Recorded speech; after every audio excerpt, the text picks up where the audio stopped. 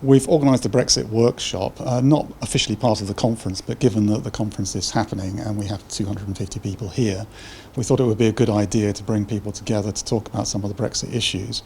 Government is encouraging trade associations like INCA to engage with our members in order to assess their preparedness for Brexit and some of the issues to do with potentially a no deal or a deal, Brexit with a deal, and the impacts that might have on different organisations in the sector.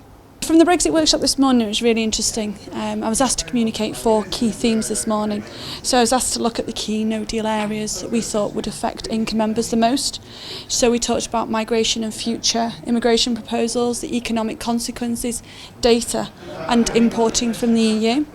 I think what came out from the discussions was understanding the impact on state aid, the impact of building to rural communities and scale, and the cost of capital.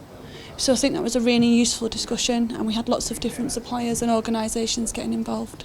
I found the INCA Brexit workshop very reassuring, principally because I left feeling that the political machinations that we're currently going through will have very little impact overall on investment in fibre broadband rollouts in the UK.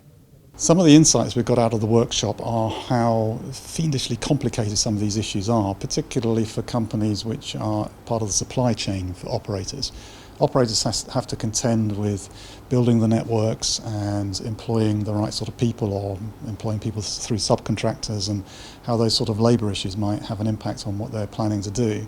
Suppliers, people who sell the equipment and to some extent other services, fibre, etc., they have a different set of problems, and some of those are pretty complicated.